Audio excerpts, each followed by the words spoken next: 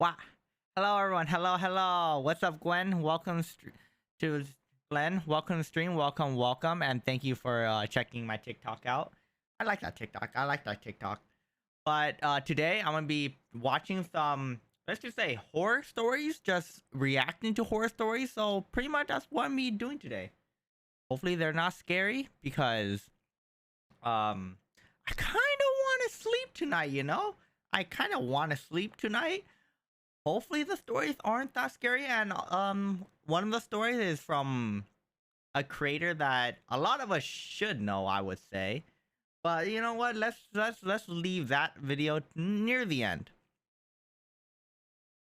The quality of the stream is legit underrated. Thank you. All right, let me just swap over to here. There you go. Go to me Edge. Think that should work. All right, that should work. And hopefully, yeah, I can sleep tonight because I won't lie. Kind of like sleep. I really do like sleep. So I'll start from the beginning. I just made sure to check. This isn't re-uploading too. This is a reaction, so no, right? All right, let's see what stories they have for. My name is Nancy. I work as a behavioral therapist in a local psychology office. I've been doing this for 5 years, and I've dealt with a lot of different types of people. I've had hundreds of clients now, and I used to think I've seen everything. I didn't realize how wrong I was until I took a young man named Peter as a client. Peter was 15 years old. Peter's father, Tom, would always come in with his son for our sessions. Tom believed his son was on the spectrum for autism, or any kind of social disorder, because all of his life he lacked friends and the ability to socialize with other people his age properly. So like most millennials, what I would do at our therapy sessions is try to talk to Peter about things he enjoyed doing, things he wanted to do, and try to get him to open up about his personal life. But at first it was hard because he was very quiet and shy. I would ask Tom to leave the room occasionally to ask Peter some more personal questions about his family life and such. And it seems Peter opened up a bit more when his father wasn't in the room, but I always caught the vibe Tom preferred to stay in the room. I learned from Peter that his parents didn't get along at all. They would fight almost every night for as long as he could remember. He had no siblings or cousins, coming from a very small family. Okay, yes, so one thing about me, I love the fall season and anything pumpkin. Pumpkin beers, pumpkin pie, pumpkin spice latte, I can't get enough. One therapy session talking about the freshly fall weather outside, Peter was telling me about how this was his favorite season, and I told him the same, largely because of my love for pumpkin-flavored things. But later that night, when I was already in my robe getting ready for bed, there was a loud knocking at my front door. I never get knocks past 9 o'clock, so I was nervous when I went to check the window to see who was there. There wasn't anyone, but when I opened the door, I saw a mini pumpkin and a pumpkin-flavored coffee creamer on the ground in front of my door. I knew this was no coincidence. Only a few hours ago, I told Peter about my obsession with pumpkin-flavored things.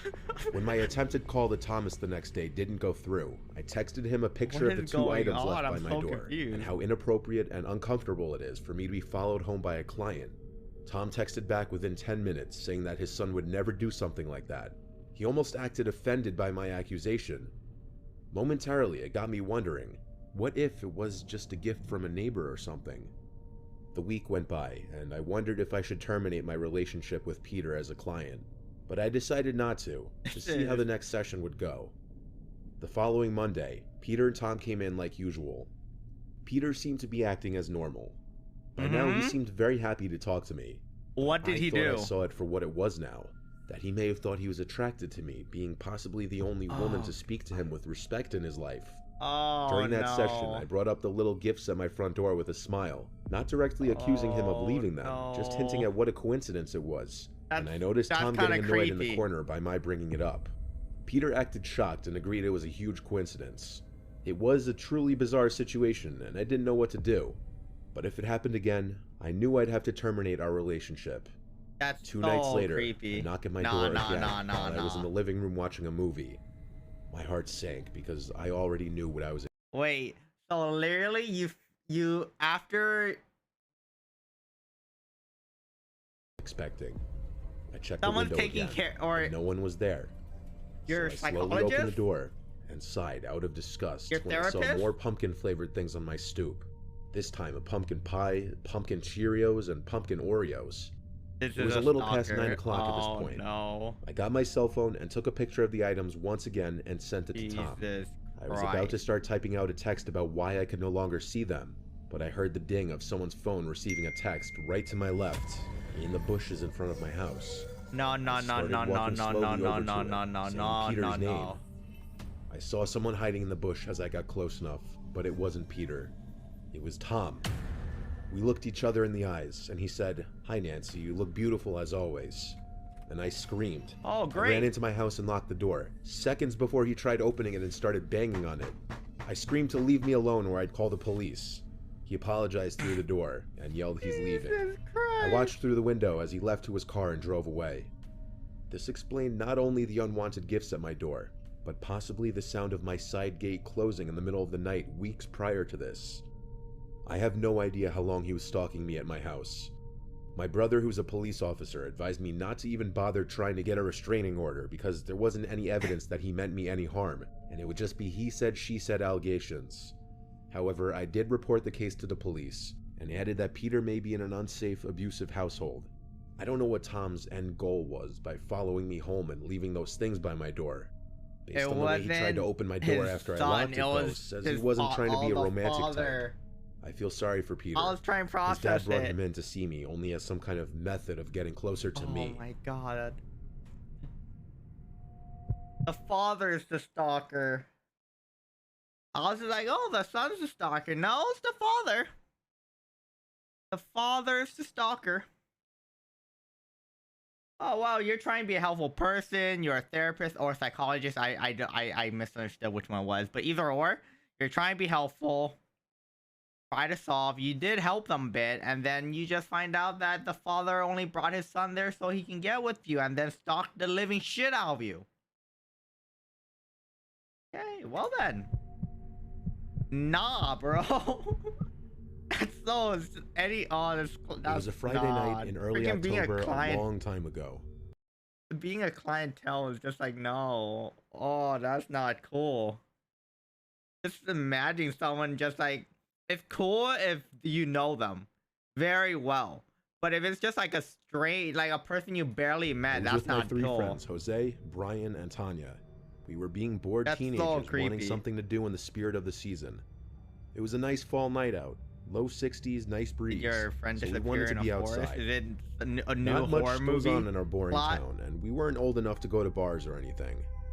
We decided to ride our bikes up Miller's Road to this old closed-down pumpkin farm nicknamed Farmer John's Pumpkin Patch. It used to be a literal farm surrounded by crops on one side and forest on the other. The alleged Farmer John, or whoever actually owned it, didn't live there anymore. It was sold, and whoever bought the land just never did anything with it for a long time. It was a 20-minute bike ride up Miller's Road, which is an extremely quiet road traffic-wise. Just lots of cornfields and farms around this area. When we got there, we rode our bikes off the road onto the grass, all with our flashlights on. We leaned our bikes up against the old abandoned house that the owner used to live in. We walked around the overgrown grass a bit, checking out where the pumpkin patch used to be and where the animals in the little petting zoo area used to be. There's something really cool about exploring abandoned places at night, but also kind of spooky. We went back to the house where we left the bikes. Breaking into it was relatively easy since we weren't the first ones to do so. The door was already knocked off the hinges. All we had to do was kick it open. This is where it got really creepy though, being in an abandoned house at night. Even as a thrill seeker, it's a bit unnerving. I've done it before, it's not fun. I'd say 5 minutes into being inside the house, we started to hear thumps from upstairs. Like periodic thumps, not just random thumps. Forget freaking haunted houses. Jose and I decided to head upstairs to check it out. Tanya didn't want to go upstairs because she was scared. So Brian stayed downstairs with her. When we got to the upstairs, the thumping was much louder for sure.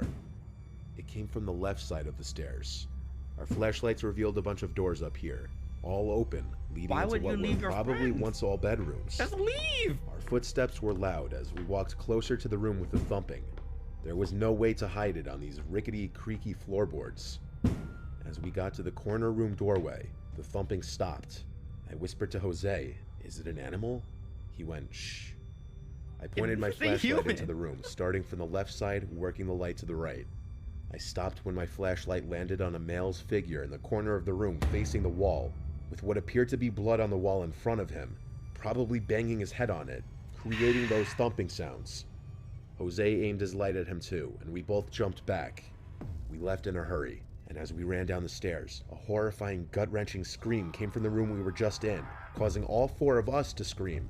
As we left the house and got to our bikes, we heard stomping down the stairs from inside the house as the screaming got louder. Yeah, you better run. We all ran to our bikes, absolutely freaked Run the fuck and out. book it. We pedaled Never as come fast back. as we could out of there. The screaming stopped before it ever came out of the house. We didn't look back. We I wouldn't continued look back pedaling either. all the way up Miller's I wouldn't Road look back till either. we got back to my house. I wouldn't be there I in have the no first idea place, what to be we fair. witnessed in there, and I won't even try to explain it. Yeah, no offense. I wouldn't want. I don't get into that situation. I went to it like near night, and I'm like, no, I'm not staying When I here was a little tonight. kid, there was this top of the mountains That's just resort I not went to with fun. my That's family just more 2 different horrifying than times. fun. The resort was shut down a long time ago, but I remember it for the most part to be a very nice, family-friendly place. Both times we went, it was in the fall, because my mom wanted to go for the changing colors of the leaves.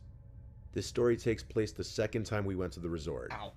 I was, I think, 6 years old. I hit My my older leg. brother Corey was around 10, and my little brother was around 4. My parents paid most attention to my little brother, of course, with the expectation that my older brother would be kind of watching out for me. On this particular night, they were doing the bonfire marshmallow roast and hayride. Brothers, We take had care of ridden the each other in the hayride already while the bonfires. sun was going down. We're gonna look at the After bonfire. that We're not was gonna the take care of each bonfire and other. mini fireworks show. At the bonfire, I met this man who started talking to me, asking me if I was having fun and if I'd been to the resort before. He said he was one of the owners. Then he gave me a little laser pointer toy, and I instantly trusted him because, you know, I was 6. And The he gave hayride me a free driver announced toy. that he was doing a final ride in the dark, and that he was going to drive down the big hill, which sounded exciting. My older brother suggested we do it. He made some friends at the resort, so I think he disappeared to go look for them to ride the hayride with us. In the meantime, I was still sitting by the bonfire. My dad was drinking beer with his other dad on the other side of the fire, and my mom was with my little brother roasting marshmallows. Eventually, I went to go ask my mom where Corey went, and she said he's going on the hayride and to hurry and get on before they left. So I hurried to the mini line of like 5 people waiting to get on, and when I was on, there were about 15 to 20 people on there, but I didn't see my brother. I sat on one of the haystacks anyway, happened? waiting, as the truck started up, indicating it was about to leave. I saw that man from before climb into the truck with a woman behind him, and he came to sit next to me when he saw me. He asked where my family was, and I shrugged my shoulders. Speaking of that, my brother never got on the hayride. The woman sat next to him.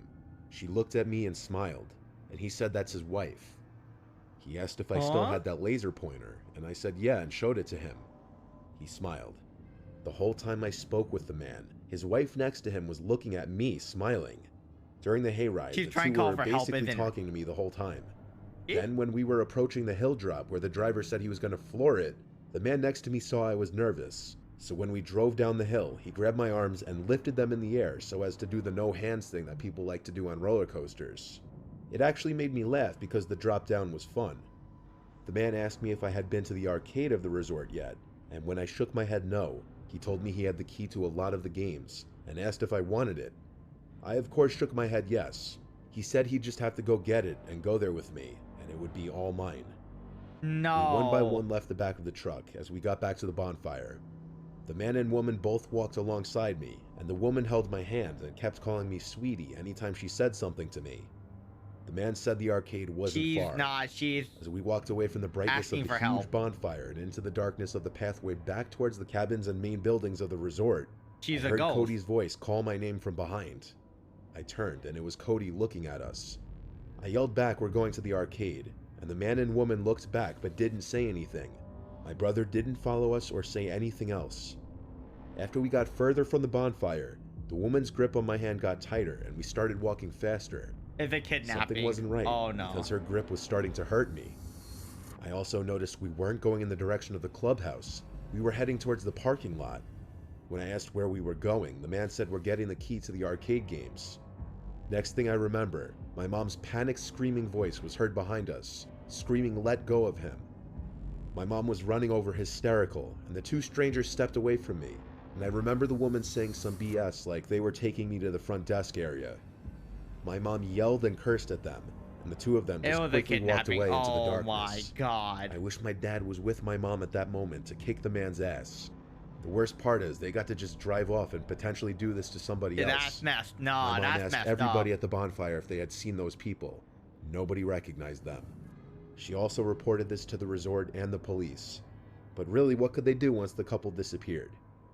The idea that I was almost kidnapped by a creepy older couple when I was only 6 Bro, or 7 that's is so stomach creepy. churning, even to this day. Oh my god, nah. That's fucked up. That's freaking messed up, bro. It's just like, yeah, here's a toy, and you bait them in. It's like, no, there's no more toy. Well, we'll go this after. We'll leave the corpse one near the end. We'll leave the corpse one next. That was gonna be the fun bit. You know, Corpse did scary stories, so you know why not react to his? Let us react to his afterwards. Let's see what this one is. I've always had a weird group of friends. They all went into If you're manly alone in the careers woods like and they see logging, you, you oil don't even rig breathe. work, Okay. construction. I'm the Surprise black me. sheep of our little group of high school buddies. I went into IT. They give me shit all the time about working on nerd stuff, and I give Nerd them stuff. shit back. Me no likey computer. Me dig holes. I'm an unlikely addition to their group of friends, but it works somehow. So, there we are in a bar. This is one of those rare occasions when everyone's back in town together and we're getting drunk, swapping stories about horrors on the job. Someone talks about when part of their oil rig blew up, killing 3 people a few years ago. Danny, an actual lumberjack, talks about seeing a guy working, not 10 feet from him, get his arm torn clean off by a log line. Just a quick zip and a limb went flying. He held a shirt to the wound as the man bled out, babbling and whining in agony until a life flight came, 2 hours too late. And all the while I'm sitting there, knowing I've got a story. But it's not the kind of story I'd usually bring up to a bunch of drunk sort of friends. Not the kind of story I'd tell anybody. It's the kind of truly unsettling memory that you worry, should you tell it, you might give it life. You might feed it somehow. How did you feed it? I carry it around in the back of my mind like a caged, dangerous animal, not considering letting it out. Until now, everyone said something already, and I'm just sitting there, looking sheltered, looking obvious. So I ignore that voice in my head that says, "Don't." I ignore my dry, tightening throat. "Don't." I've got one. My voice cracks, and they look surprised. I'm surprised. They all give me doubtful, amused looks. "Go on, then," the looks say. And so I do. I work from home on our 30 acres outside of a small town in Alaska. I live alone, no kids. It's a college town, just a small liberal arts college of a few hundred, but it's the heart of the town. The campus is huge, with the natural beauty of the area being a big draw. What is this story? How long is this story? The campus, and the tribe sort of acts like park rangers for the hundreds of miles of forest trails. My own land borders part of the campus on the other side. One day, I'm out at the edge of the cleared part of my property, right behind my house. It's probably about 200 yards from the house. I'm watering a set of raised beds I have right near the tree line, just enjoying the scorching sunny day. And that's when something weird happens. There's this sound, like a record of someone speaking, coming from a few hundred feet into the woods. It's like someone talking to you through a bad cell connection, where only parts of the words are coming through. The story kind of bores me. Noise. Weird. It's just one story? Down. I met with him the very next day. I won't lie, that was one of the most boring. I was so boring. Let's go next one. All right, go to the corpse one. I freaking love Corpse's voice. It's so nice. Stories submitted from my viewers to my email, and there's been an extreme line. If you have a good story. All right, Corpse, show me the magic. I freaking love Corpse's freaking copy pastas. I Oh, grew up so in good. Ohio in the 70s, and me and my childhood friend Joe were outside all the time we could manage it. Joe lived on a farm that bordered a pretty big forest, and my parents would drop me off in the morning and we'd stay in the woods all weekend. We'd basically only come out for school. We loved pretending we were frontiersmen. We'd build shelters, traps, practice making fire with sticks, the whole 9 yards. When we got to be in high school, we got this notion to pull a Stand By Me. This was Stand based on By the movie Me. of the same name that had Oh just come out. no. The idea was that we'd walk the railroad tracks out in the country, Mhm. but instead of looking for a dead body, we'd find cool bridges to fish from and camp a little ways off the tracks. Of course, we Interesting. knew this was dangerous and we'd likely be trespassing, but we were kids. We had a lot Fair. of fun. I do We did stupid find stuff too beautiful when I was a kid. rivers. We discovered bridges no one went to. We fished. We hid from trains. At night, we camped in woods just near the tracks and made small hidden fires. Nothing bad ever happened. It was idyllic. In fact, it was so fun we did it multiple times. Never had a problem. After high school, me and Joe went our own ways. We both left home, but always stayed in touch and always tried to coordinate visits so we'd see each other occasionally. Well, one summer in the mid-90s, it worked out that we were both in town for about a week. We'd do stuff with family in the day, and at night we'd either catch drinks at the bar or sit outside Joe's house around a fire and talk about the good old days. One night, me and Joe got to talking about our Stand By Me trips. Well, nostalgia and beer are a hell of a mix, and soon we decided to take a day, walk the trails, camp one night, and walk home. The day came and we started out early morning. We Mhm. had my wife drop us off in our old spot where we used to start, right outside of our hometown. Yep. She thought this was absolutely crazy and made sure to mention it. When she pulled away, Joe suggested that instead of walking the usual route, we take the opposite direction just to be adventurous. Oh I mean, my we god. knew the land well and we had a map, so Okay, yeah, I makes gave sense. a No, it what does the make hell, sense. It and makes off sense. we set. The day went YOLO. fine. It was fun and a little sad, but in a good way. We found a bridge, sat on the edge, smoked a joint, and moved on. With the We had no boys. fishing gear, but we With your brought old some boys. canned food and other stuff. Before night started to set in, we picked a spot to camp. It was a thick forested area with trees on every side of the train tracks, so you felt like you were in a tunnel. We had brought small hammocks to sleep on, but before we set them up, we decided to do a little scouting of the perimeter. Now, this Fair is enough. what we used to do in the old days, too. We'd walk the area around a little bit just to make sure some dude's house wasn't just over a hill and we weren't actually camping in their yard. We Hello, walked maybe neighbor. 100 feet or so into the woods and up a small incline. We figured if we didn't see anything from on top of this short hill that we'd be fine. But when we got to the top, we saw an old building down at the bottom, about 100 yards into the woods. It was barely visible. That's We pondered over what to do. creepy. We both assumed it was a sugar shack or something because there didn't appear to be a clear road into it. From where we were, there didn't look to be anyone in it either. All was quiet. No movement could be seen. No lights. We decided to walk a little closer just to make sure. We came down the hill very slowly, and as we neared the building, we saw it wasn't a sugar shack at all. It was an old church. It looked like it had been abandoned for years. It was a squat, sagging building whose wooden planks were almost black from years of moss and rot. That's disgusting. A cross still stood on top of the place, also weathered black. None of the windows had glass and there were no doors, just open doorways. We got close enough to see inside. There were rows of pews and a built-up section in front for a preacher to stand. We didn't go all the way in. I mean, we didn't want to. Beyond all that, there was no sign of anyone else. No footprints, no paths, no roads. It was an abandoned church. We left immediately and went back up the hill to our spot we had picked to camp.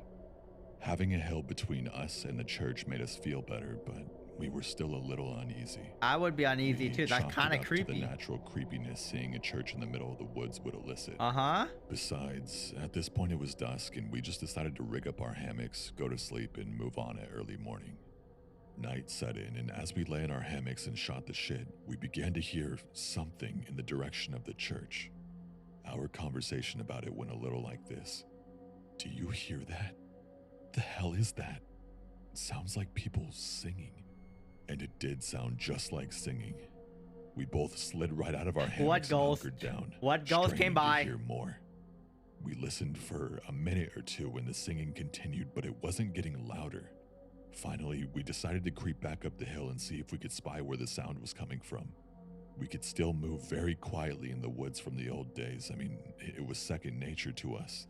The moon was barely out, but it provided enough light so you wouldn't walk right into a tree. But it was near pitch black. We didn't use flashlights as we crept slowly up the hill, and we didn't talk. When we got to the top, we saw light in the distance. It was coming from the church, and the singing was coming from inside. Joe and I put our heads close together and had a hushed conversation that boiled down to, can you believe this shit? The light looked to be candlelight from the way it flickered. That's some freaking we occult couldn't shit. Make out what was being sung. That's some creepy ass It sounded freaking like cult church shit. music, but in another language. We sat and watched for a while, trying to see who was in there, but we only saw occasional shadows. We had no intention of getting closer either. We had about a football field length between us, and we aimed to keep it that way. The singing continued for a bit, and then it just stopped. After that, a very loud male voice began to chant. I was already freaked out, but this voice thoroughly scared the hell out of me. It sounded like some Old Testament preacher you see in movies. But again, it was like he was speaking in a different language because we couldn't understand a single word. Eventually, it got to where the single male voice would say something, and then a bunch of voices would answer in song. This lasted for a while, and then they all broke into this long, sustained wail that just kept getting louder. It got so loud and so disturbing that I covered my ears. Then it stopped. At this point, I was just getting ready to say, let's get the hell out of here, when Joe put a hand on my shoulder and hissed, they're coming out. We were far enough away that we couldn't make them out really well, but what we could see was a line of figures walk out the open doorway, all holding hands in single file. We could see some of them had flashlights. They began to sing again, and the light from the flashlights began to move toward us and the hill. We booked it back down to our campsite, grabbed our shit, and ran to the tracks. Once there, we ran down the tracks in the direction we had came from. After a few minutes, we stopped and looked back. We saw lights coming down the hill. They were moving erratically, like whoever was holding them was shaking them. We continued to run in spurts and walk as fast as we could. We eventually stopped seeing the lights and came to a road. By our map, we knew a small town was about 15 minutes down it, and we walked there, got to a 24-hour gas station, and called my wife to come get us. My wife and other friends all just thought it was some kids messing around, but I heard those voices, and they sure as hell didn't sound like kids to me. They're not kids. They're grown, weird, freaking creepy cult-like adults. It was definitely the creepiest thing that happened to me out in the woods. I wouldn't come back. I'm sorry. That's my childhood freaking childhood place I go to. Nah, that's not my childhood anymore. That's creepy. I'm out. I'll start by saying I have a terrible biological father. He's been a shady person all my life and constantly caused me a lot of grief. This is just one of those examples. When I was 4, my parents split up. My mother and I moved states, and they agreed I would visit my dad every school holiday for a week. This one particular time, I had been with him for a few days when I was playing with my cousin at a nearby park. A car pulled up, and I recognized the man as one of my dad's friends. He called me over, and without thinking, I ran over to him and left my cousin at the park. He asked me if I could show him where my dad lived, and I agreed and got in his car. I gave directions and didn't notice at all that they weren't following them correctly. That's the kidnapping great. Didn't completely really know the way anyhow. After way too long, I did realize that we were getting closer to the city, which is far from my dad's house. We pulled up at a house I didn't recognize, and the man told me to wait in the car. So I did. At this point, I didn't feel scared at all for some reason. Just leave. He eventually took me inside. The dumbest kid in the world. Holy shit. Unsafe then. I mainly remember 2 girls passed out with their tops off, and a much older man was feeling them up everywhere. Oh my, that's I made eye contact disgusting. with this man, and he made me sick to my stomach. I had definitely figured out that this was a bad situation by this point. A lady took me into a bedroom and brought me a sandwich. The bread was stale and I wasn't hungry, but I ate it all because I felt bad for her, which doesn't make a lot of sense. It could be but drugged. I wouldn't eat it. The lady told me a lot of things I didn't understand, but when she left, I remember thinking my dad was coming to pick me up soon, and I fell asleep, waiting for him. I wet the bed that night, and no one came to see me the next day until I cried very loudly and banged on the door. The lady came back and yelled at me for stinking up her bedroom, and I asked about my dad. She said he was coming tonight after he finished work. She didn't offer me a shower or a bath, so I sat in my soiled pants all day. That's disgusting. After that, everything turned into a blur, really. My dad didn't come that night, and I was so terrified. In my head, I felt like I was there for months. I thought I was missing school and everyone had forgotten about me. In reality, I was there for 5 days. They let me take one shower. Shit. I don't remember eating much except for boring sandwiches, and I had chips and gravy maybe once. Finally, my mom drove across the country to come and get me. After not being able to get a hold of me or my dad for so long, and then me missing my pre-booked flight home, she panicked and came looking for me. Thank God she did. She found my dad at his girlfriend's house, methed out, completely hiding out. Oh, Turns my out God. he owed a lot of drug money to the people who had taken me. They had told him that they had me, but he couldn't afford it or didn't want me back, whatever it was. He didn't bother to try to get me back. My amazing mom paid his debt for him after borrowing from a lot of people, and she came to get me back. I remember when someone came into that room and told me my mom was there, and I walked out and I could smell her. It was the best feeling to feel safe again. She took me home, and I didn't see my dad again for a long time. I wouldn't want to see him She never either. called the police. My parents' relationship was very complicated then, and I fully understand the choices she made. Anyways, I'm definitely okay now.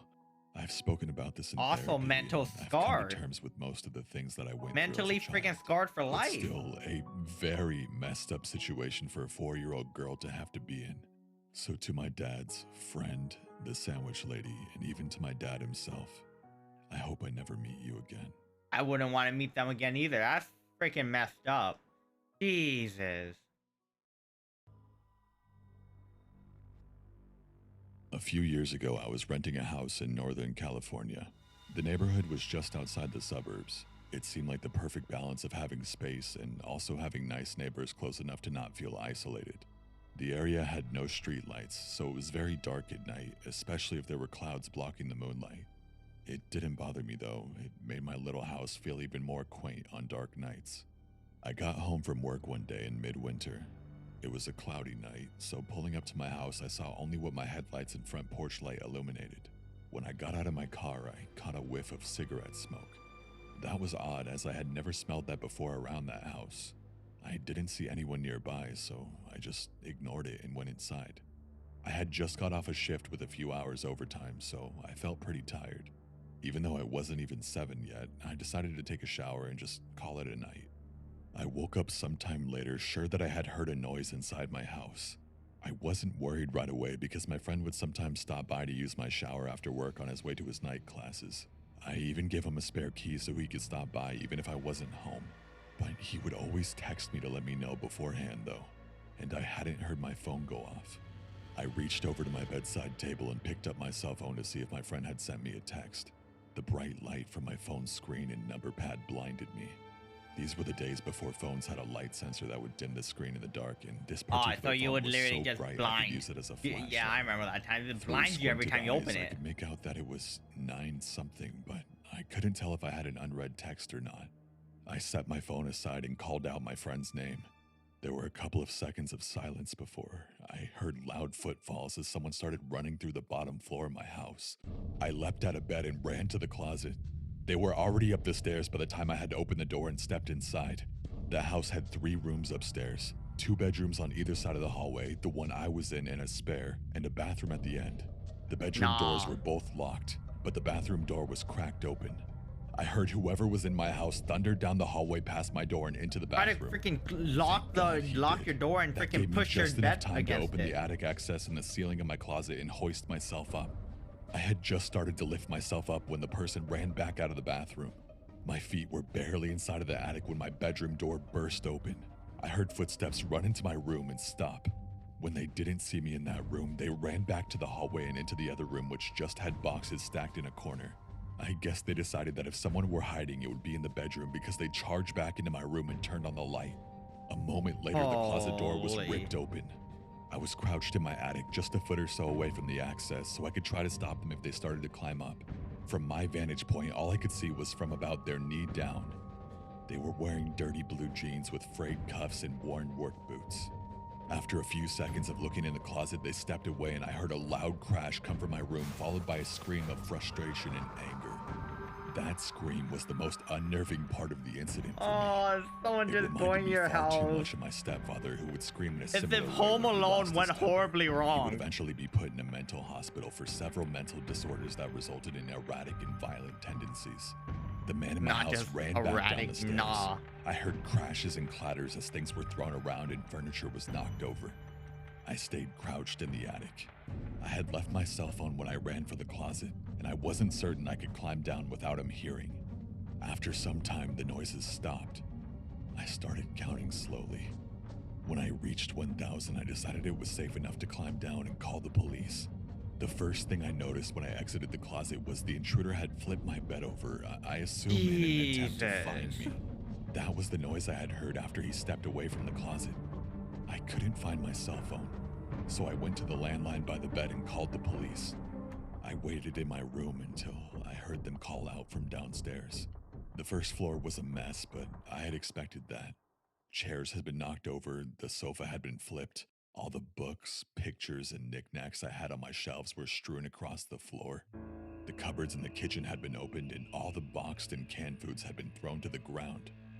As far as I could tell, though, the only thing missing was a single knife out of the wooden block in my kitchen. The police checked the house from top to bottom. They found that the side door had been forced open by something like a crowbar. They also found a few cigarette butts along my fence line, along with some foil and an empty pen tube, which the police said people often use to smoke meth, so they think he had been watching my house for a while. That I freaking realized that he must have crack been out there addict. smoking a cigarette when I got home. They collected up the A meth evidence and told me I should stay with family or friends that night and get that door fixed as soon as possible. I opted to just not sleep. I moved a shelf over to block the broken door and spent the next couple hours cleaning things up.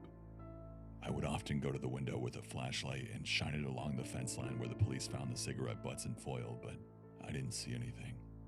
The next day, I called to have the door fixed and motion lights installed at the back and sides of my house. I ran a phone cable up into the attic and added a landline. I never wanted to be stuck up there without a phone again. Nothing else happened at the house, though. I mean, I lived there another 3 years without incident.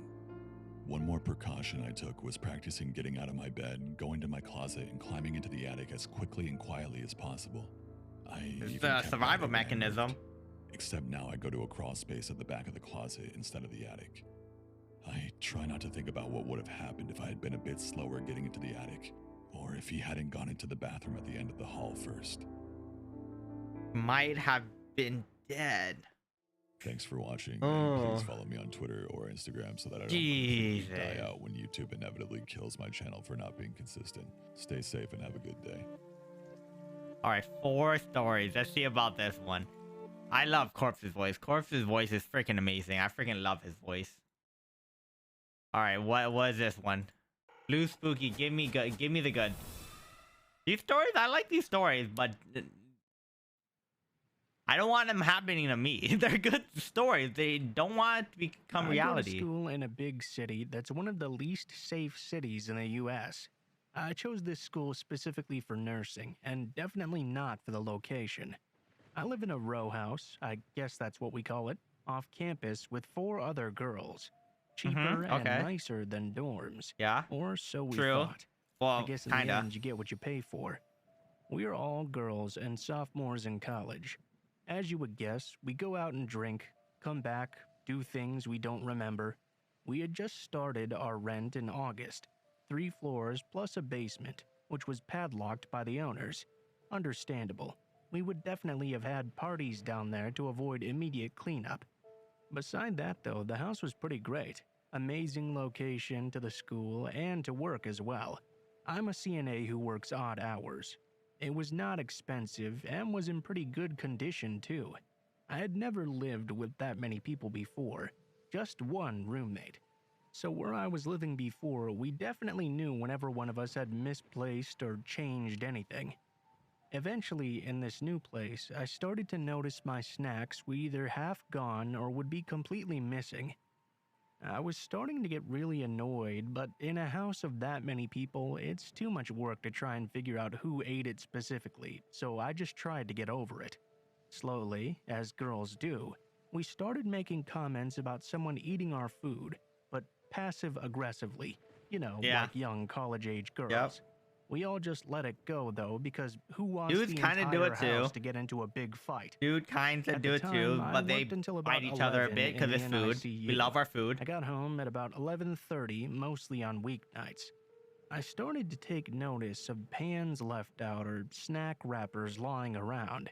I thought it was odd because none of my roommates had done that before, but I just thought maybe they drank a bottle of wine and then went to bed. Maybe they just forgot being drunk. Again, though, my roommates all started making their own comments. This time, we started to ask because it was getting really annoying with all of our food being gone and things being left lying around. I knew it had to be one of them, but who wants to admit they ate someone else's snacks in college? Snacks are a high commodity after all. We chalked it up to the girl who always smoked and ate her own weight in food. She swore up and down it was not her, though. This went on for about 2 months. It started to get more obvious that someone was clearly stealing from us. Definitely the girl that always smokes. I mean, I see her eat her whole snack pantry in one night. Well, I wish it was her. One night at work, I was about to get off, but a situation happened and I didn't end up leaving until about 12:30 instead.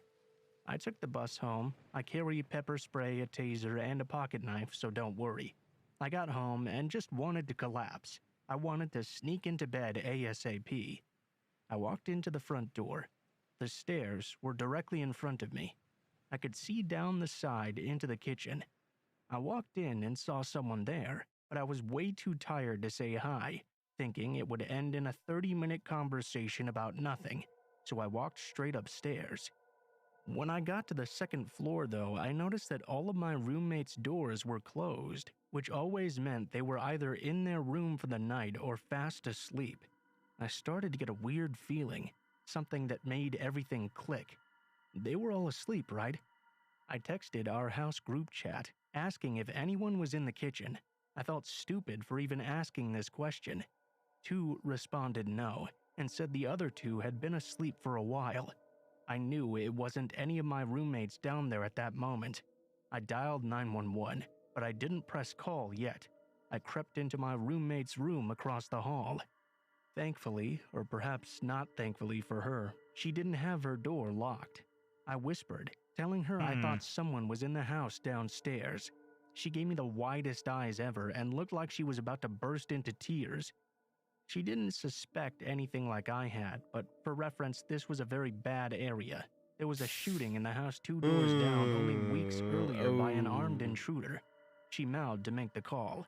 The whole time, we were dead silent. We couldn't hear anything at all. I was starting to think maybe I'd just seen things after such a long day at work, and was regretting that I'd dialed, thinking I was going to look like an idiot when they showed up, and I was just overtired and daydreaming. Still, though, we explained to the officers what's going on, and they say they'll send someone ASAP. And that actually did mean right away, since this was a big and dangerous city. The police showed up very fast. I didn't even want to go downstairs to greet them, but the operator confirmed it was them, so I did. The whole time I could swear the operator could hear my heart beating out of my chest. The police come in and start looking around. I'm thinking to myself, oh God, I must look so dumb. They ask if there are any other floors. We tell them technically the basement, but it's always padlocked, so not really, no. They check the basement just in case. And yeah, they were right. A man had been living in the padlocked basement. Oh my The lock had God. been pulled off the hinges and was just kind of propped there against the wall. We'd never looked down there, though. We rarely went out back since it was locked. The guy had taken a comforter from one of my roommates out of the hall closet, a mattress from God knows where, and clothes too. He was the one moving and eating all our stuff. He would come out in the middle of the night and do it. That's He had started so getting more fucked. comfortable lately. I don't know if he was drugged out and forgot to clean his tracks or if he didn't really care anymore. My roommates and I had pretty consistent schedules during the week, probably making him think that any time after 12 was good to come out. We never slept with our individual doors locked, and that's what freaks me out the most. He had access to any one of us at any moment, and we had no idea. When he was getting arrested, I was the new only one neighbor. to go down and look. I don't know why I did. You got a I new wish I neighbor didn't. that you didn't I want. took a picture in the process of him being arrested to show to my roommates, who were all too afraid to go down and meet him. For some questions about all the stuff he had down there. The clothes, some were unexplainable, but the nice button-down shirts he had were from two of my roommates' boyfriends that they had complained about mysteriously losing. The basement was also used as extra storage for the owners long ago, so that's why there was a bunch of random things in there. Not everyone has to believe me, but it did happen to me, and it was very scary. Yeah, I would be scared too. You should be scared of that situation. You got a freaking a new freaking roommate In that I don't think you 2014, wanted. I moved to England from Canada to gain work and travel experience, and also to find myself. I ended up living in Essex with 3 other roommates. They were all women a bit older than I was. I was 24 at the time. Megan was 31, Cherry was 34, and Cassie was 38. Megan was from New York, Cherry from New Jersey, and Cassie from Poland. Okay. All 4 of us shared this 3-story flat. The back of our home was the living room and kitchen. The back wall was complete glass that looked out into the garden. The garden was completely fenced in. The house had an interesting dynamic, to say the least. Tons of stories from that time in my life. I adored all of my roommates, except for Cherry. Who the After heck living is with Cherry? for 7 months, I was completely over her antics. One day I come home from work. I lock the door, make myself something to eat, and go up to bed. I brought some work home with me, so I'm in my nightie with all these papers around me and my headphones on, jamming out. I had my headphones on because Cherry was out to dinner with work friends. That meant booze, and then soon after that, a tantrum that would surely come. I didn't want to have to listen to her crazy scream crying the whole night. I was working away, completely focused, until I felt something. I look up to see a man standing over me.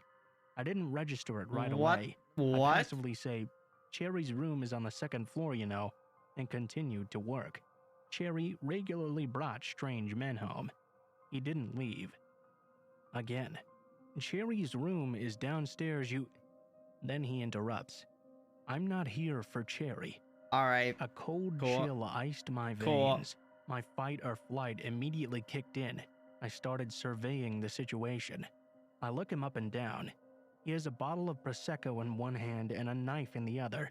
He's about 5'10". Oh, great. Wild, muddy brown hair and black eyes.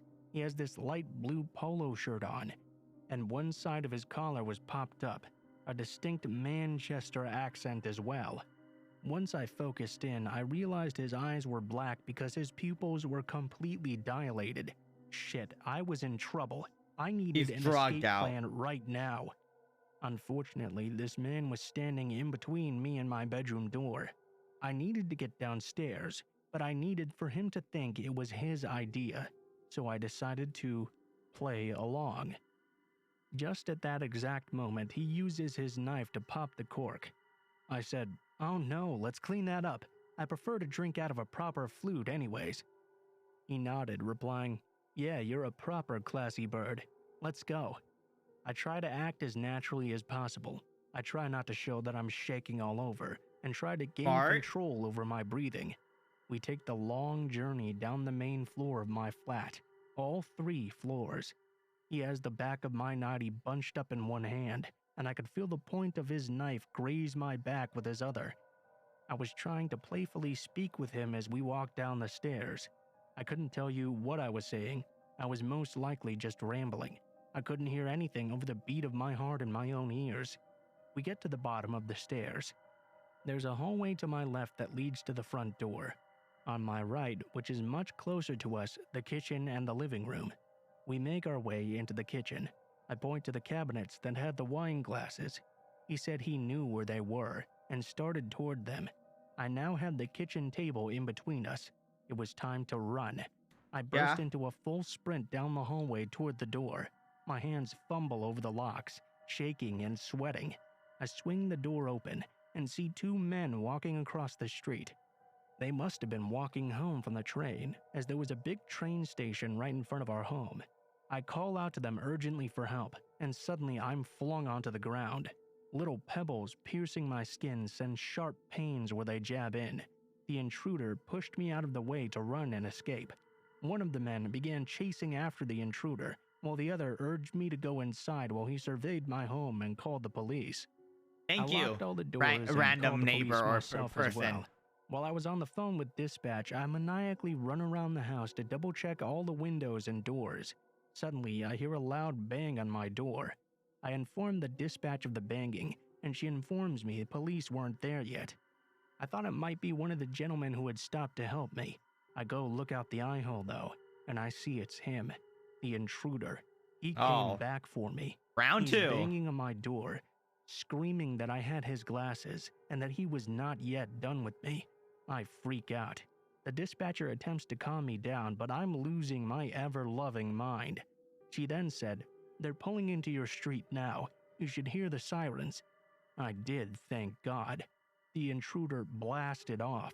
One of the officers even had to jump out of the passenger side while the car was still moving and chase after him. The second officer comes into my home, interviews me and the two gentlemen, collects evidence and takes photos. After some time of him being there, Cherry comes home and freaks out. Once the situation was explained to her, she said, "Oh my God, that could have been me." Yeah, thanks, No Cherry. shit. It's all about you. Thanks. The next morning, I was bitch. called in to identify a man they had in custody. I pointed him out. I go into a little room and the officer pulls out an evidence bag. He asked me if the items were mine. They were. There were underwear and photos taken from my home as well. The officer then informed me that apparently this intruder had been stalking me for some time now. He estimated at least 3 months. Oh my He had made a nest outside our home on top of a hill that overlooked into our living room and kitchen. He was a known sex offender and drug dealer.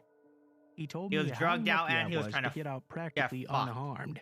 Others had not been so lucky with this guy. Nah. To the man who stalked me and broke into my home, let's not meet again. However, I would like to run into those two gentlemen that helped me. Every day, I'm very thankful for them. Thank you for the 2 people that did help me. Thank you. I would thank them like crazy. Like, holy shit. This occurred in 2017 and is 100% true. Due to a multitude of factors, including a recent death of a close friend, I was unbearably depressed at this time in my life. For that reason, my family flew across the country to visit me in LA where I live. We thought it would be nice to visit Catalina Island. When we arrived, it became apparent to us that this was the off-season. It was late November, the weather was extremely cold, and as a result, the island was nearly empty, besides locals and a few straggling tourists such as ourselves. Our very first priority was to ditch our luggage so we could go explore the island, so we immediately checked into our motel, though that word hardly does the place justice. I call it a motel because all the doors to the rooms exited to the outside, but in actuality, our room was one of the 20 to 30 quaint guest house-looking buildings arranged in sort of a horseshoe shape around a walkway, with rooms on either side of the path. The entrance to the motel was essentially one of the points of the horseshoe. If you walked dead straight, you'd reach the room we were given, essentially on the corner before you have to go right to go further into the horseshoe. So, from our room, one path led back to the street, the other further into the secluded maze of various rooms. Stay with me here. After a day of exploring and having just finished dinner, it was time for the cold, dark walk back to the room. Catalina Island is a decent distance from the mainland. It is. Let me just say, it gets dark. Perhaps similarly dark was my headspace after the dinner conversation took a left-hand turn and my overwhelming depression got the better of me. I pulled my black hoodie tighter over my freezing ears and walked ahead of my parents to the hotel room, telling them I just really needed to go to sleep. I did immediately as well. Depression sometimes makes that quite easy. I was already losing consciousness as they entered after me, drifting off without so much as a good night. Then I woke up to my mom saying my name urgently, a harsh whisper. The room had 2 beds, my parents' bed closer to the door and mine further into the room. My Yeah. mom's voice cut through the silence again. She sounded very concerned for me. I didn't Why? blame her considering my mental state at the time. Oh, Groggily, okay. I Uh-huh. rolled over. What? I asked. As my eyes adjusted to the dim moonlight coming in through the curtains, I saw her turn to face me. She was surprised to see me in my bed. Her eyes got wide. If I'm in my bed, then who was she talking to? We both looked back to where she was previously looking to see a hooded figure in black standing over their bed. Oh, no, no, Now, no, I know no. this is a specific place for scary stories, and you're listening to this knowing a creepy thing is about to happen. But understand how horrifically startling it is to be on an island in the middle of the ocean and wake up to see a hooded stranger looming over you. Yeah, that felt a bit This more creepy. moment I seemed agree. to last forever. Life isn't like the movies, though, where characters unleash a blood-curdling scream. Sometimes the only thing that comes Okay, out when fair you're enough. scared is something panicked and guttural. My mom's words became low and severe as she said my dad's name in a dire voice I'd never heard her use before. Then the hooded figure did something so bizarre and unsettling. It didn't advance towards us, It just but stood instead there. it crouched in the corner where it stood. The way it crouched was so absolutely unexpected, even in regards to this already unexpected situation, that it terrified me. It was so animalistic. I knew 2 things, though. The hooded figure had been standing over us watching us sleep, and it was not acting in any sort of way I could comprehend. It was drugged out. As opposed to the infinite moment of this figure standing over us mere seconds ago, though, the series of events that unfolded when my hulking ex-military dad finally woke up happened in an instant. Suddenly, we were out the door, not knowing which way the intruder had fled. My mom was screaming, "Get him! Get him!" My dad was running down one path of the horseshoe further into the hotel, shouting through sheer adrenaline, "I'm gonna fucking kill you!" I ran down the Fair other enough. path toward the street. When I got there, not a sign of the intruder, but it became suspiciously quiet behind me. I ran back to the room to find my dad quietly walking back, his head hung low. He got really close to me, and I heard him say, "It's a fucking kid." Explanation: some young teen, tall and lanky as I am in my 20s, wearing all black including a black hoodie, went into the wrong room. Our room on accident. The one time my parents just so happened to forget to lock the door. My mom woke up when he entered, and seeing a tall person in a black hoodie thought he was me, assumingly leaving the room in a depressive episode. When the hooded figure crouched, that was him realizing his mistake and panicking. He was scared of us. As I got back to the room, Oh, it was my just mom walked out okay. and Just a hugged this lost. kid, Oh, who was now bawling his eyes out. I would be too if a massive ex-soldier was sprinting after me with murder in his eyes. So, to the now traumatized kid from Catalina Island, I look Dumbass forward to kid, reading but- your Let's Not Meet of this same event from your perspective. Ooh. That's a story that when you tell you, it's just like, oh my god, you're a fucking dumbass. I went to a wrong hotel room. I almost First, let me died. set up some background to make the flow of the story a bit Jesus smoother. Christ. This happened almost 19 years ago. I was nearly 13 years old and was being raised by my grandparents. We lived in a little tourist town in Florida. They had problems with their 2 daughters as adults, my mother being the older of the 2, and they wanted to do everything they could to make sure I didn't turn out the same way. A bit of a do-over, if you will. Needless to say, they were very strict. My aunt was having a good period. She had all of her stuff together. We were all very close. My aunt understood what it was like to be raised under a glass dome, metaphorically speaking. They raised her too, after all. So, being as she was my only aunt, she made sure that the time we spent together was always super cool and fun. I would stay over Saturday nights. We would go out and hang out at the pier, and she would let me hang out with my middle school boyfriend, who would always find ways to get to wherever I was. My grandparents had no idea of any of these activities, of course. I was just spending some quality time with my aunt and giving them a break. It was nice that I had a younger female figure since my mom wasn't around. One night when we were out having fun, my aunt met this guy and they really hit it off. He was very nice Let's and go on. introduced himself to me. He went by JR, and at first he was a kind and charming talker. They exchanged numbers after hanging out for a while. Then we went home and went to bed. They ended up going out a bit more, and my aunt ended up really liking JR.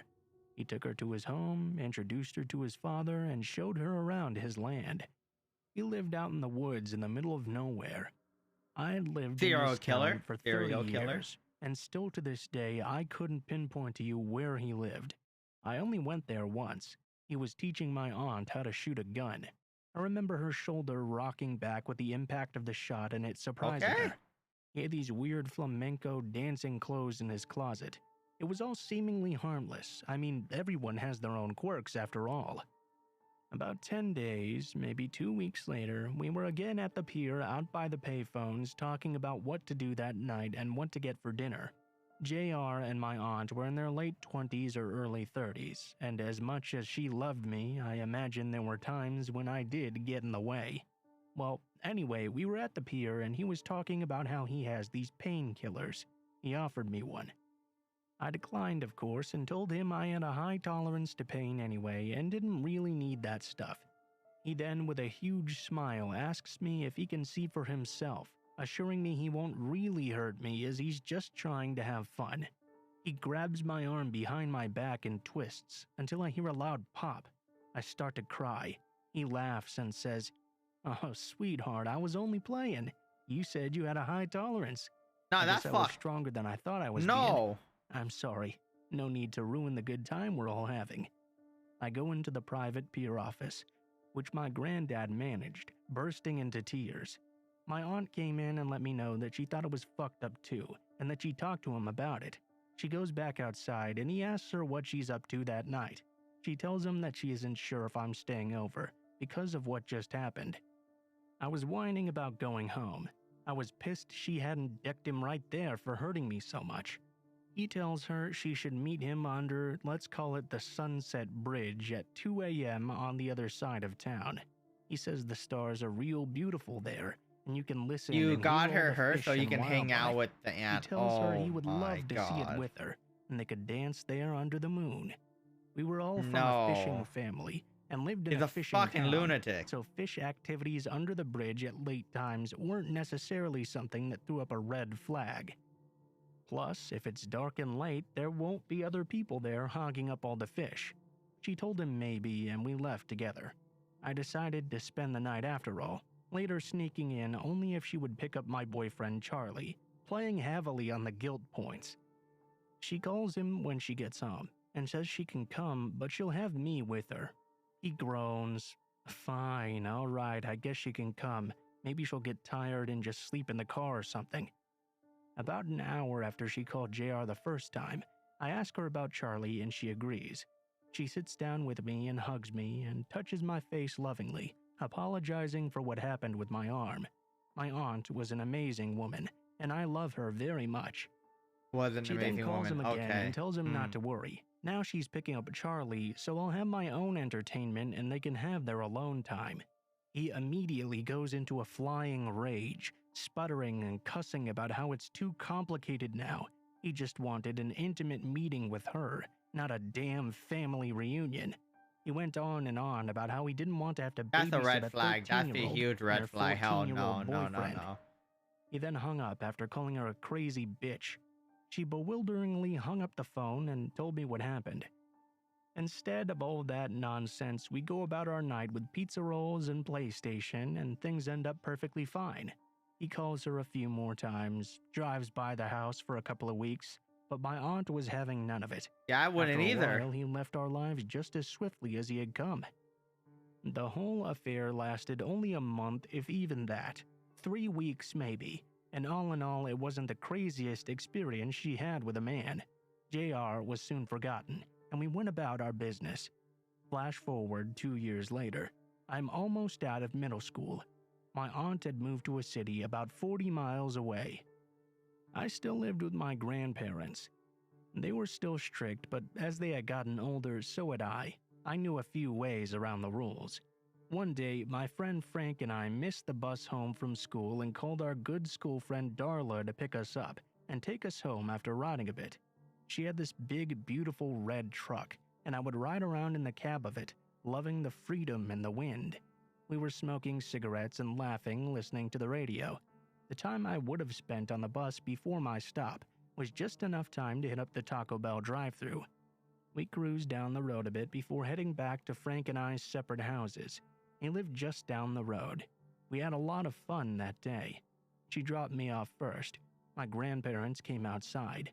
They were heavily confused at the sight of an unknown vehicle, and even more so when they saw me get out of it. After letting her be the one to explain because she was older, cooler, and more responsible, they thanked her for being kind enough to take me home. They said how lucky I was that she just happened to be there to help me get there. The things we do to our parents, eh? That was the last time we ever saw my friend. She didn't show up for work for 5 days. I can't speak for everyone, but I assume she had just run away. Darla's parents were going through a nasty divorce at the time. The dad had a hot new girlfriend. The mother was very bitter about it, rightfully so, I guess. It was really embarrassing for all of the kids. Her truck wasn't left behind, so I figured she got tired of her parents acting like infants and just took off. I really missed her, but she was in a whole other league of freedom and coolness. 16 is a whole different life than 14, especially when you're in different schools. I wished her well, maybe even a little bit envious that she'd gotten out of this town and I was still there. I hadn't heard anything for 2 weeks about her, when at 9 o'clock at night my grandparents got a phone call to turn on the news. Darla's body was found in the woods. It was him, wasn't it? To death and just left out there. It was. I don't even know for how long. I was devastated.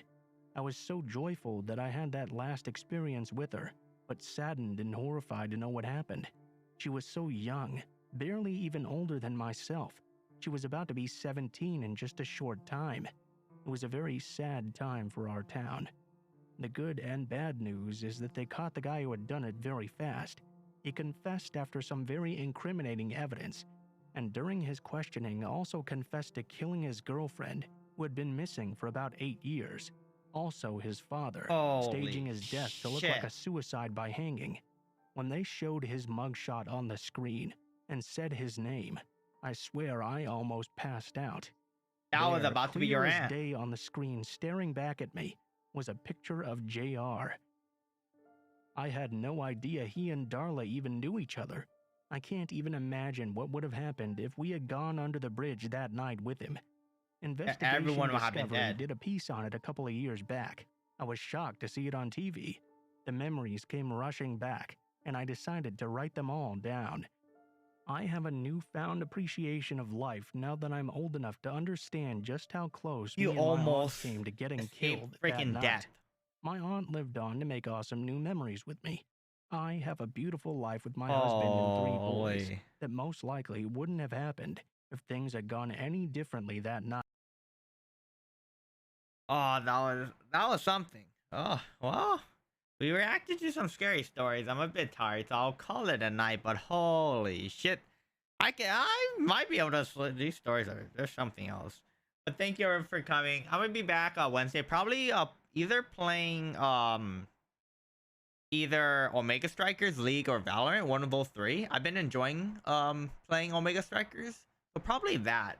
Not a Valorant, because I actually been getting back into Valorant. So I'll see you guys next Wednesday. Bye.